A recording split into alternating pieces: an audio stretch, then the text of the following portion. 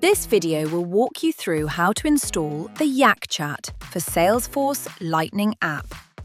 To begin, install the package using the URL provided by YakChat. When prompted, enter the installation key provided by YakChat. Then choose either Install for all users or select specific profiles, depending on your requirements. Click Install to continue. If prompted to approve third-party access, check the approval box and click Continue. Once the installation is complete, you can confirm the package was installed successfully by navigating to Setup, then Apps, Packaging, and Installed Packages. Here you should see the YakChat package listed.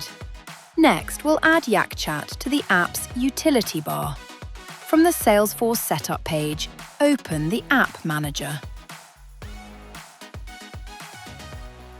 Find the app you want to add YakChat to, click the drop-down arrow, and select Edit. Navigate to the Utility Items tab and click Add Utility Item. Search for YakChat and select it. The recommended configuration settings are as follows. Set the utility bar alignment to mirrored. Choose an icon.